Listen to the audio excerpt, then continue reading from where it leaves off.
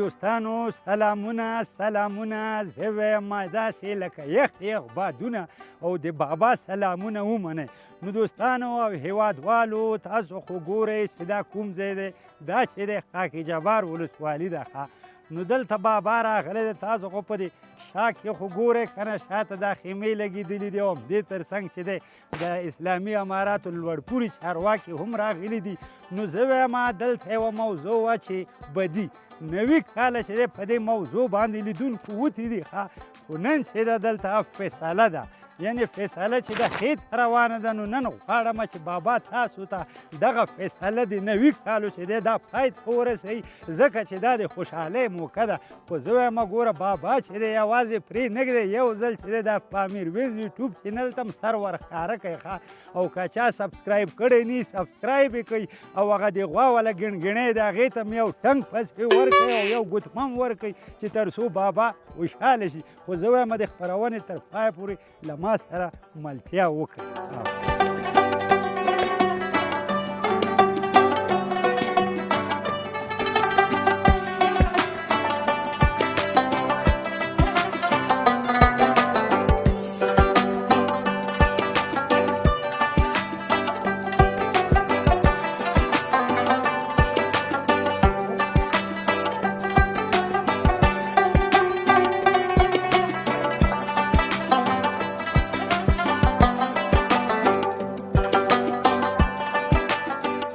بس ما دوستانو هیوادوالو ګوره دا دواړه داسې ښایسته ولاړ دي دوی سره السلام علیکم حاجي صاحب سلامونه قربانم شمه السلام علیکم سلام راځه دغه شانتې لږ مخامخ ودرېږه جګره او حاجي صاحب ته مخامخ ودرېږه ګوره حاجي صاحب ما پوښتنه نه ده کړې تر اوسه ښه خو زه راغلم تاسو دا دواړه چې ولاړ وئ نو ماته داسې معلومه شوه چې د دوی دواړو په منځ کې کوم اختلافات و خو نن چې دی خدای پاک داسې ورځ راوستې چې دواړه ولاړ دي خبرې کوي د ټولو نه مخکې خدای دا ښایسته نوم حاجي صاحب راته وویل حاجي محمد ولي د محمد نور زوی محمد ولي الله قربان دې شم حاجي صاحب دا راته ووایه چې دغه مشکل د چا سره راغلی و د دې سره راغلی و مشکل خو له همدوی سره و ښه محمد صابر سره ښه خو الحمدلله د قوم د کلي د سپین ږیرو د مشرانو په وساطت زنده‌باد دي نهایي فیصلې ته ورسېدو سره ډېر خوشحاله یو قربان دي شمنو دا راته ووایه چې ګوره نه ډش شوی دی نه ګړب شوی دی نه ټوخ شوی دی او نو بیا دا نوي کاله دا بدي په څه شي باندې راغله دا خو د جایداد په سر باندې وای وه او دواړه د تره زامن یو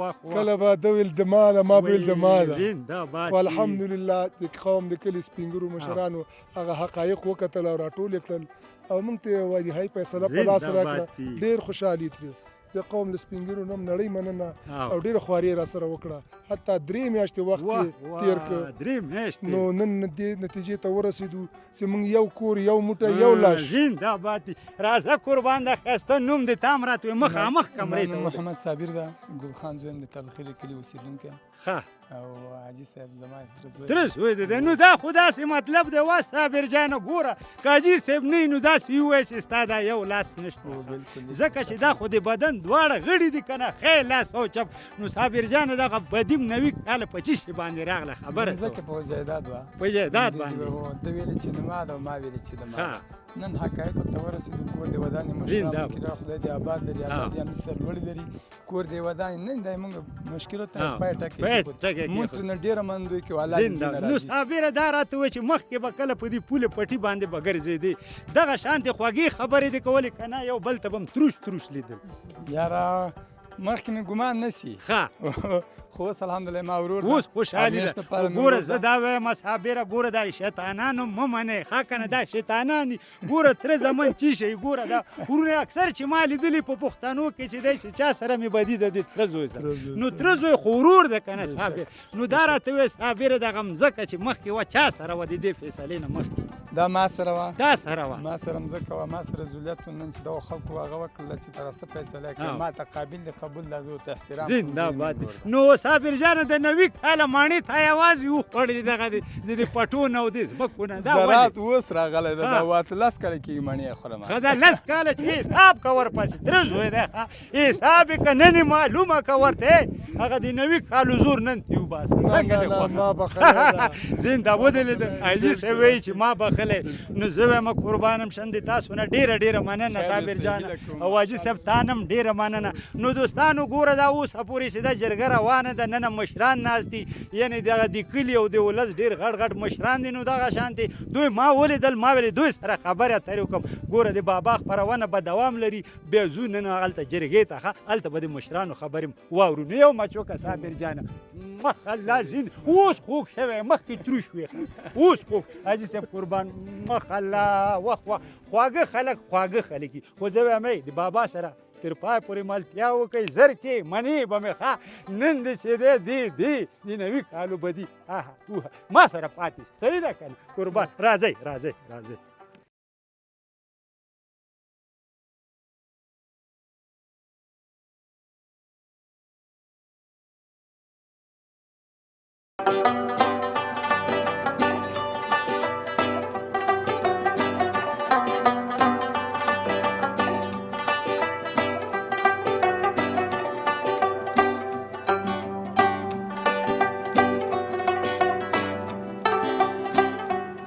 نو بس دوستانو دلته هم ډېر مشران ولاړ دي دې خوا ته م ورځم السلام علیکم حاجي صاحب سلامونه اول خو دې دا تندی راکړه چې خپل زنده خوږ تندی دی خوږ سړی خوږ د تندی دی دا راته ووایه ومې لیدلې دغه د ځوانانو سره ولاړې ښه د ټولو نه مخکې حاجي صاحب د ښایسته نوم دې راته نوم مې حاجي زیارت ګل ده حاجي زیارت ګل حاجي که دا مونږ ته ووایې نو دلته نن څنګه راغلی دلته خو دغه موږ دوستان دي ما د پلار ماماګان دي زنده‌باد او ماماخیلې دي موږ ماماخیل ورته وایو که نه دوی په خپل منځ کې څه جنجال و د دوی خو دا اوس یې څوک ولاړ دي لکه حاجي محمد ولي ده صابر دوی ده رسول خان دوی د نیکو سره جنجال په یو لاس قطو ځمکه باندې ښه د نیکونو له وخت د نیکونو له وخت نه اوس 93 کاله یې وتلي که نه نو بیا دغه صلح موږ وکړله دویم سره جوړ کړه. یعنې حاجي صاحب د دې دغه د جرګې یعنې رئیس ته نه رئیس یې نه یم، ما سره نور ملګري هم نور ملګري هم دي،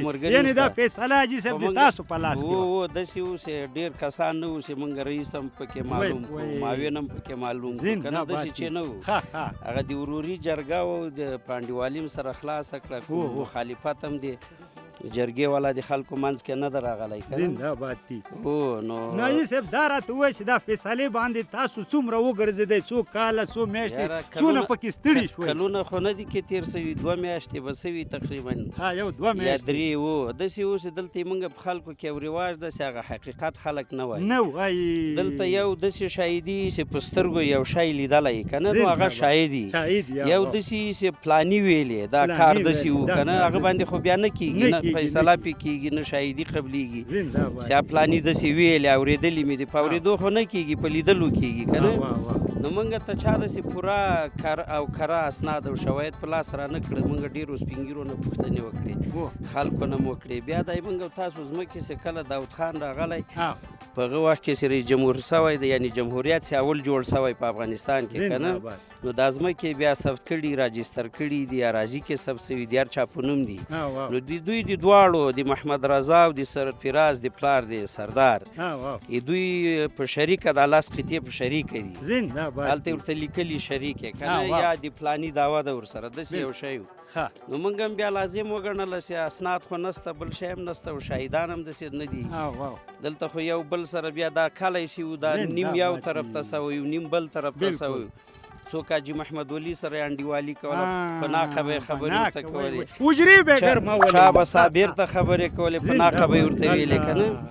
نو بیا موږ لازم وګڼله چې دوی جوړښت وکړو او ورورولي یې ور جوړه کړو. نو هغه ورورولي مو ور جوړه کړه. قربان دي شمه زه وایم حاجي صاحب ګوره یوازینی دوستانو دغه رقم خلک به پیدا کېږي چې فیصله کوي. نوره خلک خو دې هسې حجرې به یې ګرمولې، ورور رسول خان پسې بېله وی، هغه حجرې نه لاړ شي، هغې کې وایه ولته خېټه واچو ولته واچو، هسې دوپړې به یې یو خو اوس افغانستان کې بیکاري ده، بلکل. او دوم دا ده چې خدایي خدمتګاران هم ډېر دي که نه، خپله وظیفه سر ته یاره زنده‌باد دي نر سړی، خپله وظیفه سر ته رسوي. نو حاجي صاحب نن څونه خوشحاله یې چې دې جرګې ته راغلی او دا فیصله وشوه؟ زه خو الحمدلله ډېر خوشحاله یم. قربان دې شي. په دې باندې چې دا موږ مړی ژوندی خپلوان خیښي قوم ټول موږ یو وجود دی که نه، یو تن خلک یو، نو موږ خو خامخا خوشحاله یو. یاره بس زه وایم حاجي صاحب دې تا نه ډېره مننه. دویم خدای پاک دې دغه شانتې مشران ډېر کړي ښه چې زمونږ فیصلې کوي. ګوره حاجي صاحب نن زم کور کې ځان باتور کومه زر کې ته ورته وایم چې دا فیصله ما وکړله او که نه نو دا به راسره منې. کې ته ووایې چې ټول کار یاره زه وایم ما په چوپ ځه که نه زر کوم ما ګوري. نو زه وایم دوستانو هم دغه شانتې له مونږ سره تر پایه ملتیا وکړئ. جرګه روانه ده، مونږ هم همدغه شانتې جرګې ته ورځو، هلته به د مشرانو خبرې او لونګېګانې به تړو، ورته همداسې نه ده حاجي صاحب. نو قربان هم شم د بابا سره ملتیا وکړئ. راځئ حاجي صاحب چې ورځو، راځئ قربان راځئ.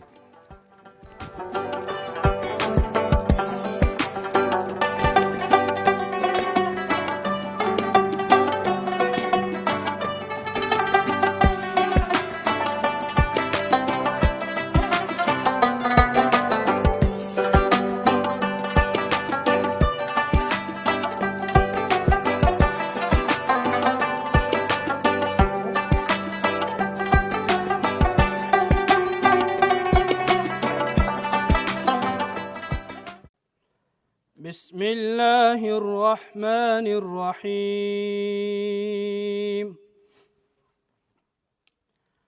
يا أيها الذين آمنوا اتقوا الله ولتنظر نفس ما قدمت لغد واتقوا الله إن الله خبير بما تعملون. ولا تكونوا كالذين نسوا الله فأنساهم أنفسهم أولئك هم الفاسقون. لا يستوي أصحاب النار وأصحاب الجنة، أصحاب الجنة هم الفائزون. لو أنزلنا هذا القرآن على جبل لرأيته خاشعا متصدعا من خشية الله وتلك الأمثال نضربها للناس لعلهم يتفكرون. هو الله الذي لا إله إلا هو عالم الغيب والشهادة هو الرحمن الرحيم. هو الله الذي لا إله إلا هو الملك القدوس السلام المهيمن العزيز الجبار المتكبر سبحان الله عما يشركون. هو الله الخالق البارئ المصور له الأسماء الحسنى يسبح له ما في السماوات والأرض وهو العزيز الحكيم. صدق الله العظيم وصدق رسوله النبي الكريم ونحن على ذلك من الشاهدين والشاكرين. محترم حاضرین و سامعینو، ما د ستاسې په حضور کې د یوه رکوع د 28مې سپارې څخه ولوستله. الله جل جلاله دې موږ او تاسې ټولو ته د شریعت په امورو باندې د عمل کولو توفیق را نصیب وګرځوي. د دې په خاطر باندې مې دا یوه رکوع تلاوت کړله چې علما لیکي کتابونو کې مرازي چې هر کله په یو مجلس کې آغاز او شروع د قرآن کریم په ایتونو باندې وشي، الله جل جلاله هغه مجلس ته خیر او برکت وربخي. نو الله جل جلاله دې زمونږ دغه مجلس د خیر او د برکت ذریعه وګرځي او یقینا چې د خیر او د برکت په خاطر او د صلح په خاطر موږ او تاسې را جمع شوي یاست. بیا هم یو څو خبرې د صلح په اړوند باندې او د عفو د اړوند په باندې یو څو لنډې مختصرې خبرې کوم چې وخت مختصر دی. نحمده ونصلي على رسوله الكريم أما بعد. قال تبارك وتعالى في محكم كتابه وهو أصدق القائلين. أما بعد فأعوذ بالله من الشيطان الرجيم. بسم الله الرحمن الرحيم. واعتصموا بحبل الله جميعا ولا تفرقوا. الآية. صدق الله العظيم. إن الله وملائكته يصلون على النبي يا أيها الذين آمنوا صلوا عليه وسلموا تسليما. بشوق سر درود شريف واوي. اللهم لبيك اللهم صل على محمد وعلى آل محمد كما صليت على إبراهيم وعلى آل إبراهيم إنك حميد مجيد. اللهم بارك على محمد وعلى آل محمد كما باركت على إبراهيم وعلى آل إبراهيم إنك حميد مجيد.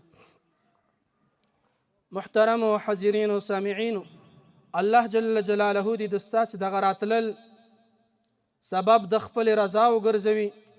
الله جل جلاله دې د ستاسې دغه راتلل او کېناستل او انتظار هر یو عمل فعل زمونږ او د ستاسې سبب د خپل رضا وګرځي او الله جل جلاله دې په خپل دربار کې قبول کړي. محترم سامعینو،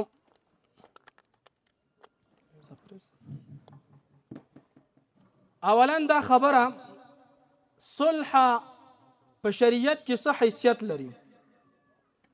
صلح په شریعت کې ډیر زیات لوی اهمیت او لوی حیثیت لري. الله جل جلاله د نبی علیه الصلاة والسلام واقعه په قرآن کریم کې د صلح حدیبیه یو اجمالا اشاره ورته کوي چې دغې نه زه هم درته اجمالا لیک درته وایم. په دې کې صلح حدیبه دا په کوم کال واقع شوه، ولې واقع شوه، حکمتونه او علتونه پکې څه ول؟ صلح حدیبه دا د 6 کال د هجرت د ذوالقعدې په میاشت کې دا واقع شوې ده. د دې صلح علت څه و؟ نبی علیه السلام ولې د مشرکینو سره صلح وکړله؟ علت دا ده چې اول نبی علیه السلام خوب ولیدو. خوب کې ګوري چې نبی علیه السلام سره د صحابه د مکې معظمې یعنې د بیت الله شریف د کعبې څخه طواف کوي. نو په دې اساس باندې نبی علیه السلام صحابه ته وویلې ما خو داسې خوب لیدلی دی. نو نبی علیه السلام صحابه راټول کړل د دې په اساس او په بنیاد چې لاړ شي د بیت الله شریف خواته. واقعا درته اوږده نه وایي، مختصر یم چې وخت مختصر دی. نو چې کله صحابه روان شول د حدیبې مقام ته ورسېدل، هلته مشرکین خبر شول.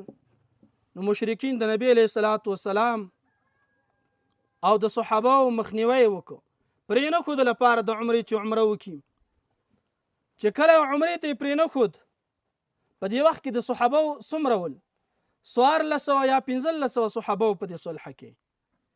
دا صلح تقریبا 6 میاشتو پورې یا کم او زیات ډیره په دې کې وځنډېدله. مطلب مې په دې کې ده چې نبی علیه السلام د صلح په خاطر تقریبا ډیر وخت انتظار په دې کې وکړو. خو چې کله دا صلح واقع شوه، صحابه ته پکې څومره خیر ورسېده. په دې صلح واقع کېدلو سره صحابه ته دا خیر ورسېده چې په هغه وخت کې لوی دښمنان د نبی علیه السلام یو طرف ته خیبر و، بل طرف ته مکه معظمه دغې مشرکین ول.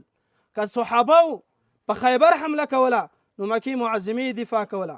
که صحابه د مکې معظمې طرف ته راتلل نو د خیبر یهودو حمله کوله. په دې صلح کې حکمت دا و چې صحابه یو دشمن نه فارغه شول، ځان اخلاص که، بل طرف ته متوجه شو، هغوی باندې حمله یې وکړله، هغه یې فتح کړله، خیبر یې فتح که. نو مطلب مې په دې کې چې په صلح کې ډیر زیات خیرونه او برکتونه دي. لکه اول د صلح بنیاد په صلح حدیبه کې شوی دی، بیا په دې کې ډیر خیر دا شو چې څنګه یې خیبر فتح کړل، بل طرف ته مکه معظمه الله جل جلاله بغیر د جنګه صحابه ته فتح کړله. حدیث مبارک کې راځي وایي من هغه څوک چې یو کس په یو فیصله کې قاضي مقرر شو، حاکم مقرر شو او بغیر د ویلو نه او هغه غلطه فیصله وکړله، حدیث مبارک کې راځي دغه انسان خپل ځان ذبح کو بغیر د چړې نه. په بل ځای کې الله جل جلاله فرمایي انما المؤمنون اخوة، ټول مسلمانان سره ورونه دي. نن زمونږ او د ستاسې په مابین کې د اختلافات چې جوړ دي دا ټول قوم پرستی علت دی، یا نوم پرستی ده، یا تکبر وي په یو جانب کې، یا بل څه د هغه انانیات او د کلتور د وجې نه موږ د بل رور احترام نه کوو، هماغه اختلافات یا ما صفات وي. نو دا یو ډېر ښه نیک او بختور اقدام دی چې د دوو مسلمانانو په مابین کې صلح کېږي، که هغه هر اړخیزه وي، د هر جانب نه وي، صلح ډېره ښه شی ده. الله مخکې مې درته یو آیات ولوست، الله وایي انما المؤمنون اخوة، ټول مسلمانان سره ورونه دي. د مسلمانانو په مابین کې توفیر نشته چې دا کړو خیل دی، دا تالو خیل دی، دا ولی خیل دی. وروسته په همدې آیات کې راځي دا مې د دې په خاطر قبایل جوړ کړي دي. الله جل جلاله وایي چې د ستاسې د قبیلو تعارف په یو بل باندې وشي. او یو آیات مبارک لوستلی اله العالمین فرمایي واعتصموا بحبل الله جميعا ولا تفرقوا. واعتصموا منګولې ولګوئ بحبل الله، د الله په حبل. د حبل نه څه مراد دي؟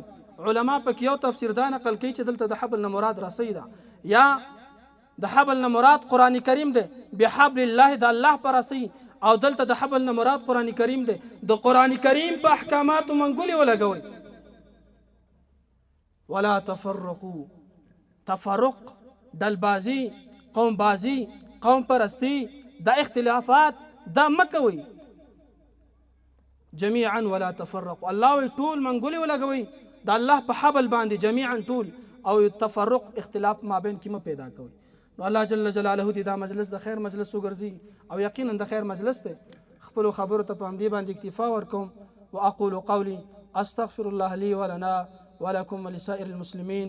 او د راتلونکو کسانو نه خیر مقدم ورته وایم. الله دې ستاسې هر یو قدم په تله د میزان کې په نیکۍ کې حساب کړي. الله دې تاسو ټولو ته اجرونه درکړي. هغه که د امارت مسؤلین دي، که سپینګیري دي، که ځوانان دي، که د دې کلي خلک دي، الله دې ټولو ته اجر عظیم ورکړي چې په دې صلح کې خیر او برخه اخیستې ده. واخر دعوانا ان الحمد لله.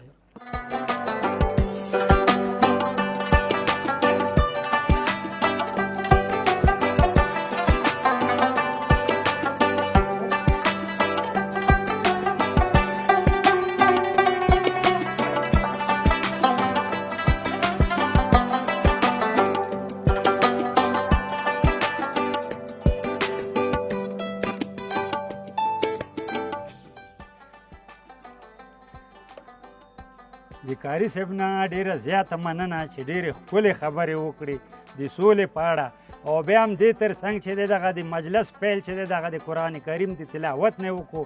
نو زه وایم د ټولو نه مخکې خو د جرګه کې چې څونه سپینګیري ناست دي او ځوانان ناست دي دوی ټولو ته ښه راغلاست وایم. مشران دي او که کشران دي زه وایم ټول ستړي مه شئ.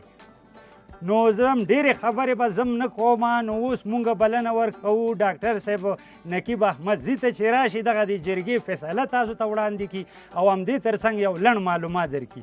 نو وار ورکوو حاجي صاحب ډاکټر نقیب احمدزي ته باید چې راشي دلته. قربانم شم. راځئ حاجي صاحب دلته راشي. راځئ. آفرین حاجي صاحب راځه دلته. دا زه درته دلته وتړم. آفرین راځئ مهرباني. نحمده ونصلي على رسوله الكريم أما بعد فأعوذ بالله من الشيطان الرجيم بسم الله الرحمن الرحيم قال الله تبارك وتعالى في معظم كتابه وشاورهم في الأمر فإذا عزمت فتوكل على الله.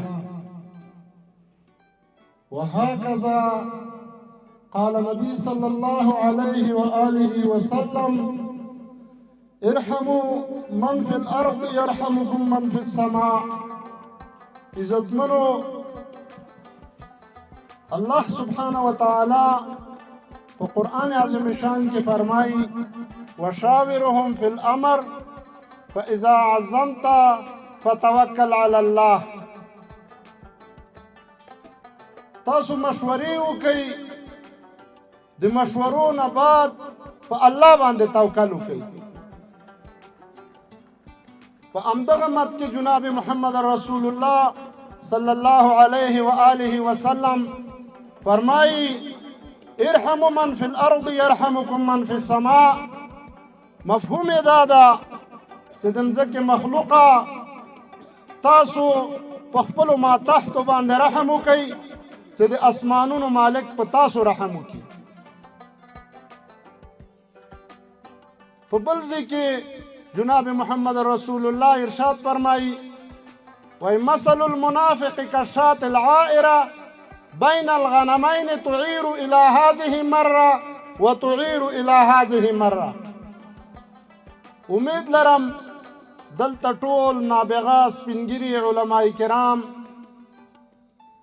ناس دي، مسؤولین ناس دي، په دې مفهوم باندې ټول پوهیږي. تفصیل ته ضرورت نسته. د ټولې منطقې نراغلو ښاغلو سپینګیرو د دې محل اوسیدونکو میلمنو بالخصوص هغه خلک چې په دې مت کې د دې مجلس په تیاری کې د دې جرګې په پرانسته کې کومکونه کړي دي. السلام علیکم ورحمت الله وبرکاته. خدای مو هر کله راولا، هر قدم مو په لیمو. ثانیاً زه د دغه دواړو جوانبو په نمایندګۍ د هغه چا نه چې مسلسل د 3 میاشتو کوششونو نه وروسته هغوی په دې وتوانېدل چې د سرفراز د کورنۍ او د محمد رضا د کورنۍ په منځ کې یو د صلح ښه بنسټ کېږدي هغه عبارت دی له ملک صاحب زیارت ګل نه، حاجي صاحب افریدي نه، ملک صاحب دلاغا نه او د دوی په څنګ څنګ کې د دې شاوخوا ټولو کلو مسیرانو نه د دې کورنۍ په نمایندګۍ زه شکریه ادا کوم او د خدای تعالی نه د نورې غټو مسایلو د حل په خاطر توفیق غواړم. عزتمنو، دا مبارکي زه د دې چار چاپیره ټولو کلو ملکانو ته وایم.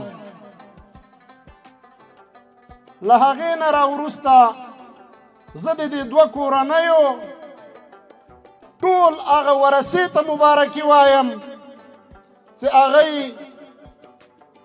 د نوي کاله جنجالونو نه وروسته اخري کې په دې وتوانېدل چې هغوی په خپل منځ کې د منطقې په سطحه مصلحین کېنوي او دا خپل نوي کلنه تنازع او جنجال پای ته ورسوي.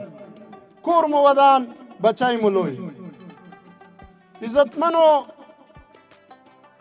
لکه څومره چې موږ په دې مد کې کوششونه وکړل، موږ د مختلفو مسیرانو نه پوښتنې وکړې، له پېښور نه راواخله تر وزیرستانه پورې او بیا تر تخار ولایته پورې او داسې پرې راتاو سوي و تر قندوزه پورې، خو بدبختانه موږ ته د دغه نوي کلونو د جنجال په رابطه باندې د چا له طرفه مثبت جواب نه ده په لاس راغلی. دا خبره ځکه در سره واضحه کومه چې په دې مجلس کې ناست ټول راغلي ښاغلي سپین ږیري د موږ مسیران دي. له دې نه وروسته موږ مراجعه کړې ده کاردستر ته او اراضۍ ته. د اراضۍ او کاردستر د معلوماتو په اساس موږ ته څومره معلومات راټول کړه، تقریبا دغه قطعات د مځکې د تالوخیلو د سرپراز او محمد رضا د کورنیو ترمنځ شریک ول. په دغه اساس باندې موږ د خپل توان مطابق دی ته یو چیزو نه چیز داسې یو فیصله کړې ده، خدای تعالی دې وکړي چې دواړه کورنۍ په دې ناقصه فیصله باندې قناعت وکړي او په آینده کې د خپل ځان او د خپلې کورنیو دپاره د پردې وړ وګرځوي. چون د دې فیصلې په رابطه باندې داسې لنډ معلومات غواړو چې تاسو ته درکړو. فیصله خو تقریبا په 2 صفحو کې ده، جزئیاتو ته نه ځو. غواړو چې دا څومره دوستان د لرې ځایونو نه راغلي دي د موږ د ملک صاحب زیارت ګل په پاپشارۍ باندې چې د هغوی غوږونو ته د فیصلې لنډ مختصر محتویات ورورسیږي او تر څو دوی هم په دې باندې پوه شي چې د دې فیصلې محتویات څه دي، دا فیصله د چا په طرف سوې ده، دا فیصله څنګه سوې ده، چې دا تشویش یې له زړونو نه لرې شي. عزیزانو، ما خو مخکې درته وویلې چې د فیصلې زور او زیر او په کل کې دا په څو ورقو باندې مشتمله ده، خو چون سرټکي او عنوانونه چې موږ ته راټول کړي دي د تالوخیلو په کلي کې د سرپراز او د محمد رضا د کورنۍ په منځ کې تنازع او جنجال د دې نوي کلونو نه په 10 قطعاتو باندې روانو. موږ د کاردستر د معلوماتو په اساس او د ډیر زور تجسس نه وروسته محمد ولی ته 3 قطعې مځکه په دې کې ورکړې ده چې یوه قطعه مو البته بیا په روپو له محمد صابر نه اخیستې، په مقابل د 4 لکو کې مو 4مه قطعه بیا ورکړې ده چې دا جمله 3 جیربه او 6 بسوي مځکه د محمد ولی سره له 6 ساعته اوبو دا د محمد ولی په قسمت کې رسېدلې ده او متباقي 18 ساعته اوبه او 6 قطعې مځکه دا نوره ټوله د محمد صابر کورنۍ ته چې د محمد رضا کورنۍ ده او نمایندګي یې محمد صابر کوي دوی ته پاتې ده دغه د فیصلې محتویات دي او که بیا چا غوښتل چې په تفصیل کې د موضوع ته لاړ شي نو موږ هر فرد ته د فیصلې کاپي ورکوی سو ودې ګوري ودې لولي البته دواړه کورنۍ په دې توافق رسېدلي دي تل دې وي افغانستان تل دې وي په افغانستان کې ورونه قومونه ومن الله توفیق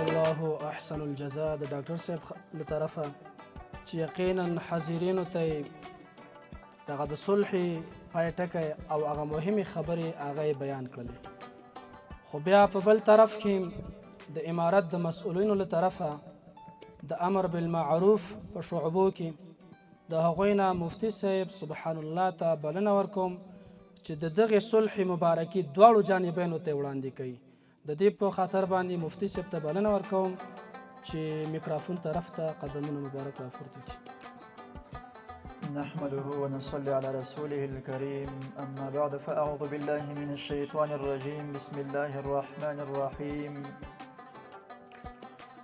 واعتصموا بحبل الله جميعا ولا تفرقوا صدق الله مولانا العظيم إن الله وملائكته يصلون على النبي يا أيها الذين آمنوا صلوا عليه وسلموا تسليما لبيك اللهم صل على سيدنا وعلى آل سيدنا بارك وسلم وصلي وسلم عليك وعلى جميع الأنبياء والمرسلين محمد وعلى آله وأصحابه أجمعين برحمتك يا أرحم الراحمين دي مجلس قدرمندو معزز مكرم وګډونوالو الله رب العزت دې دغه مجلس لکه څنګه چې د خیر مجلس ده الله پاک دې باقي هم د خیر مجلس وګرځوي الله سبحانه وتعالى دې منګ او تاسو داسې د خیر په مجلسونو کې همیش په اتفاق او اتحاد سره راجمع وګرځوي دا ډېر د خوشحالۍ ځای ده چې الحمدلله د الله رب العزت د کلام مطابق او د الله رب العزت د فرمودي مطابق یو پروګرام سر ته رسېدلی الله رب العزت دی هغه کسانو چې په دې کې هر اړخیزه منډې کړې دي الله پاک دې پوره اجرونه ور نصیب وګرځوي اول قدم کې په دوهم قدم کې د الله رب العزت جانبینو ته نیک مبارک وګرځوي الله رب العزت دی باقی منګ تاسو داسې ناخوالو څخه ابد الابد اوساتي یقینا زه خپل د کور طرف نه روانم تر اوسه ولسوالۍ تلی هم نه یم یو ملګری را سره یو ځای شو وایي داسې یو د صلح پروګرام ده نو یقینا د زړه له تل نه ورباندې خوشحاله شو الحمدلله چې الله رب العزت د اسلامي نظام د نعمت د سوري تر چتر لاندې داسې یو زندګي الحمدلله را پیدا کړه موږ تاسو ته الله پاک داسې زندګي راکړه چې الحمدلله سره د نور انعامونو نه چې الله پاک را باندې کوي الله رب العزت دا انعام هم را باندې ولاوراوه چې نن الحمدلله دښمني په صلح باندې بدلیږي الحمدلله هغه کسان چې یو بل ته په جانب مقابل کې زمونږ او تاسو د پښتنو په اصطلاح باندې په مورچه کې سره ناست وي الحمدلله نن د وروري غاړې تر یو بل ته ورکوي او له یو بل نه قربانیږي تاسو وایي دا یو سعادت ده که نه ده دا د الله رب العزت یو لوی انعام ده که نه ده نو محترمینو ډېرې خبرې نه کوم خو الحمدلله خوشحاله په دې یم چې د الله رب العزت په کلام باندې عمل وسو. الله رب العزت قرآن عظیم شان کې فرمایي والصلح خیر. د الله رب العزت دغه یوازینی د کلام یوازینی جمله چې موږ تاسو په مخ کې پیش کیږي چې والصلح خیر، چې صلح څه شی ده؟ خیر ده. نو چې الله پاک صلح ته خیر ویلی وي، هغه کومو کسانو ترمنځ چې صلح سوي د دوی ترمنځ به څومره خیر وي. هغه کسانو چې د صلح په جوړېدلو کې، د صلح ترتیب برابرولو کې دا کومه خوابدي چې ترمنځ موجوده وله د هغې له منځه تللو کې دوی سې کوشش کړی، هغه کسان به د الله رب العزت په مقام کې څومره په خیر کې واقع وي. او هغه کسانو چې نن دا جلسه برابره کړې ده، د سپین ږیري مشران قدرمن خلک دلته موجود دي، دا به د خیر په کوم انداز کې وي. نو ما ورته که دې کې سړی خبره کوي ډېر وخت نیول کېږي، خو خلاصه خبره کوم الحمدلله خوشحاله په دې باندې یو چې یو خو په دې آیت کریمه باندې عمل وسو چې واعتصموا بحبل الله جميعا ولا تفرقوا. ورپسې الله رب العزت د کلام په دې جمله باندې چې انما المؤمنون اخوه په دې باندې عمل وسو، او بیا الحمدلله چې عمده عمل ور باندې وسو په دې باندې چې الله فرمایي چې والصلح خیر. الله رب العزت دی دا ټول مجلس ته نیکو مبارک وګرځوي. الله رب العزت دی هغه جانبین ته نیکو مبارک وګرځوي. الله رب العزت دی هغه کوم مصلحین چې ترمنځ پورې ګرځېدلي دي د دوی هر قدم په حسناتو کې ورته حساب کې، او بیا دی الله رب العزت د ټول خاک جبار له سوالې ته الله پاک نیکو مبارک وګرځوي. رب اغفر وارحم وانت خیر الراحمین برحمتك یا ارحم الراحمین.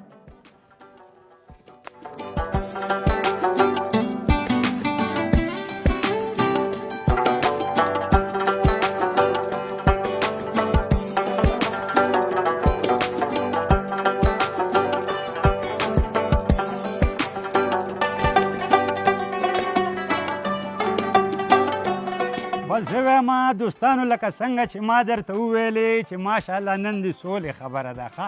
نو جرګه څوک کوي؟ جرګه چې دی دغه شانتې دا مشران کوي. نو زه وایم دا دواړه جوانب چې دي دې خوا ته هم ولاړ دي او دې خوا ته هم ولاړ دي. نن خو بابا ډېر زیات خوشحاله دی ځکه چې دغه د نوي کالو بدي چې ده نه پکې جنګ شوی دی، نه پکې خدای نخواسته مړی شوی دی، خو بس هسې یو بدبیني وه. خو بس دغه د مشرانو نه مې قربان کړي چې دغه مشران منځته راغللو او د دوی سوله وکړله. نو زه خدای پاک دې دغه شانتې مشران او همدغه شانتې زه وایم ټول زیات کړي چې تر څو زمونږ دا جرګې دوی وکړي. نو زه وایم ډاکټر صاحب غاړه تر غاړه یې کړه چې دا خوشحالي خو زه م وګورم که نه څنګه دی خوښه په سر سترګو لوګی ماما په سر سترګو قربان دي اول په سرفراز کورنۍ کې حاجي صاحب محمد ولی نه خواهش کوو بالکل چې د حاجي صاحب سره راسي غاړه په غاړه سي راشه که نه زه وایم حاجي صاحب لږ وخانده ورته دغسې زنده‌باد دي قربان هم شمه. ګوره داسې ښکلي خلک یې زه وایم قربان مې کړي دوی. راځئ راځئ آفرین یو غاړه ورکئ قربان. ګوره دا مشران دي مخکې به چې په تېرېدل را تېرېدل به یو بل ته به یې سترګې نه غړول، خو دا خو دغه ډاکټر صاحب غوندې مشران راغلل او ماشاءالله د دوی سوله وکړه. نن چې دی بابا هم ډېر زیات خوشحاله دی. زه وایم بس چې کور ته لاړ شم ډاکټر صاحب زرکې ته وایم چې نن خو ما هم یو فیصله وکړه هغه هم د نوي کالو قربان. راځئ دا کشران هم راځئ، کشران هم غاړې ورکوي یو بل ته. زنده‌باد تجار صابر جانه مه خرابېږي، الله مه خرابوه، الله مه خرابوه. زنده‌باد دي قربانم شمه. بس دوستانو تاسو خو یې ګورئ که نه ماشاءالله بس دا یو بل ته غاړې ورکول دي ښه. نن بابا هم ډېر زیات خوشحاله دی. ګوره دې پسې به شاته ډوډۍ هم وي ښه ځکه چې مختلف مشران راغلي دي، سپین ګیري راغلي دي. نو زه وایم نور بابا ته مې اجازت ورکړئ چې دغه شانتې د کور په خوا روان شم ځکه چې زرکه به مې منتظره وي ډاکټر صاحب. نو دوستانو دا وه زموږ د نن ورځې د بابا خپرونه. بیا چې همدغه شانتې بابا خپرونې کې زما کیمرمین زمان وسی نصرت ساحل یو ځای کېږو تر هغې مو په پاک الله سپارم. د خدای په امان ډاکټر صاحب غاړه راکړه ماتم الله قربانم شمه. زه مه خرابېږئ مه خرابېږئ. دا د خوشحالۍ د تنده اخ الله دا مشرانو نه مې زه اخ زنده‌باد دي قربانم شمه قربانم شم. ټولو ته دې مبارکي ټولو ته دې مبارکي ډاکټر صاحب قربان.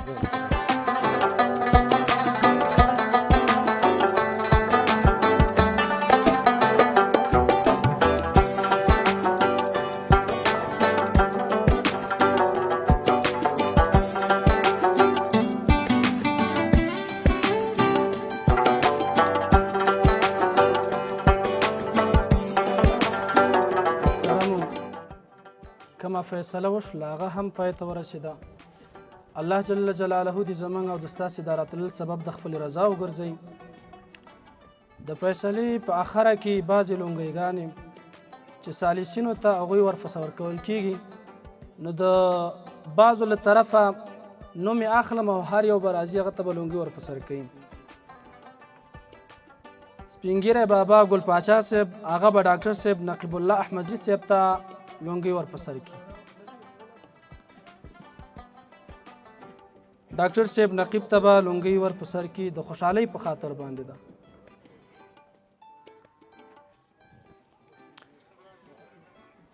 دویمه لونګۍ انجینر صاحب فاروق د رافاسیږي، د حاجي صاحب افریدي احمدزي ته لونګۍ ورپسې ورکوي. انجینر فاروق دی رافاسي حاجي صاحب افریدي احمدزي ته لونګۍ دی ورپسې ورکوي. دریم نمبر حاجي صاحب سبحان دی رافاسیږي، حاجي صاحب ملک زیارت ګل ته لونګۍ دی ورپسې ورکوي. حاجي صاحب سبحان دی رافاسي، حاجي صاحب ملک زیارت ګل ته لونګۍ دی ورپسې. محمد صابر دی رافاسي، ملک صاحب دلاغا ته لونګۍ دی ورپسې ورکوي. محمد صابر دی رافاسي، ملک صاحب دلاغا ته دی لونګۍ ورپسې ورکوي. هلته دروړي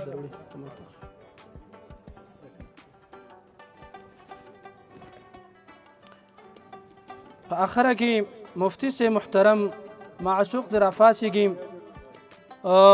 مفتی صاحب سمیع الله صاحب ته د لونګۍ ورپسې ورکوي.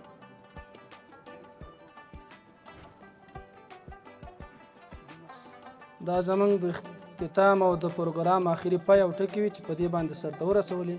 الله جل جلاله دې دا مجلس او صحبت سبب د خپل رضا وګرځي. الله دې د ټولو مسلمانانو په مابین کې اتفاق او اتحاد نصیب. ودرېږه کاري صاحب چې تا ته خو زه دا لونګۍ ویم قربان دې شم. اول خدای دا مچوکه تندینه راکړه. الله ښایسته خوږ تندی دیم کاري صاحب، خدای دې مخ خرابوه ښه. بل د شملو وطن ته راشئ چې شملې درته په سر کم. ګوره همدغه د شملو برکت دی. ماشاءالله مبارک دي تاسو ټولو ته دې مبارک وي. زه په آخره کې د دواړو جانبینو ټولو حاضرینو ته د دې صلح مبارکي وایم. الله دې مبارک وګرځوي. الله دې صالحین او مصلحینو ته توفیق ورنصیب کړي، نورو مشرانو ته چې آینده هم داسې صلح پای او سر ته ورسوي. واخر دعوانا